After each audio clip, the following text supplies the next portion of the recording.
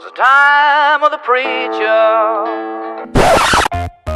I used to be such a nice guy. Well, for a man that don't go healed, you run your mouth kind of reckless, don't you? It's a little too early for being that loud. Hey, too late. What an incredible Cinderella story. This unknown comes out of nowhere. I guess I'm the only one that remains unaffiliated. Welcome to the 4-1 podcast, where for 4 minutes we tackle one topic. Today I want to talk to you about dads, specifically my dad. I love my dad. He's probably like the coolest guy I've ever met, but it's funny thing about dads, he's also like the most aggravating, the most embarrassing, all those things like wrapped into one that just makes him my dad. And I love my dad. You know, growing up, I looked up to my dad. I wanted to be just like him. I remember putting on his cowboy boots and walking around the house pretending like I was him. Those were some big boots to fill. Of course, I still feel that way today. My dad has gone by many names. His friends call him Mike. His players, when he was a football coach, they called him Coach, but that didn't stop. People still call him Coach today. A lot of people call him Pops because he's been a bit of a surrogate dad for a lot of my friends and others that have been around our family over the years. But I get to call him Dad, and that's pretty special. Now, I've always told stories about my dad. It's kind of what I do. I'm a storyteller. And in fact, I told so many stories about my dad when I was in middle school. By the time I got into high school, guys were repeating the stories. They called them Bo stories, and people I didn't even know had heard these stories and were like sharing them, and it was just a weird thing. But my dad's always been my hero. But my dad's also embarrassed me a lot over the years.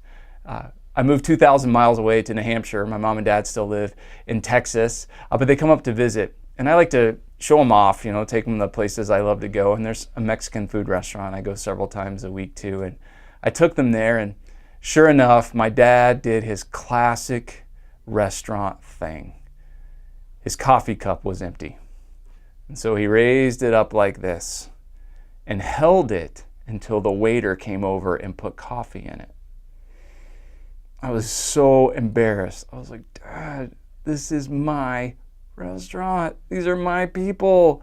Can you just wait? They'll come eventually. They'll take care of us. But when they filled his cup, he looked right at him and said, Garcias.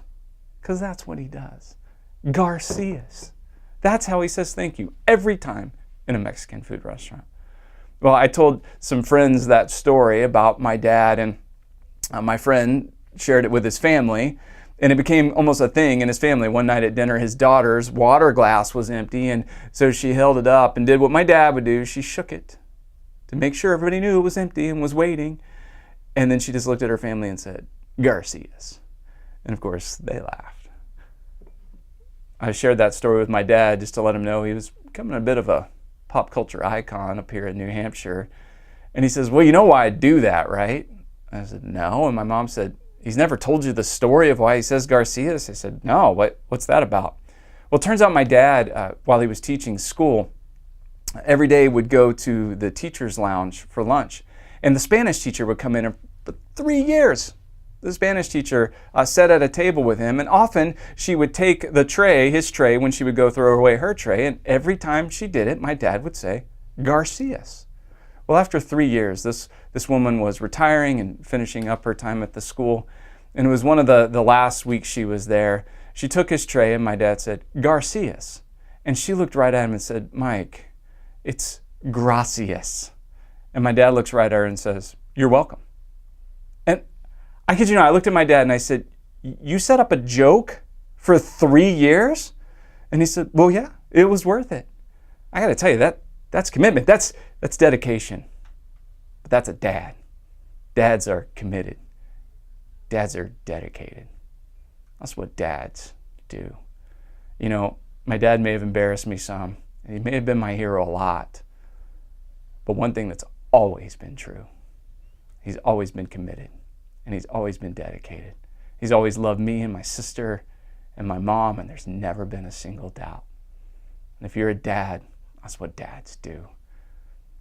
But you know what? We all have a Heavenly Father who loves us like that. He never gives up. He never quits. He never stops believing in us. He never stops cheering us on. he's committed, and he's dedicated. Keep praying for one. A little long, but that's all right. It was better.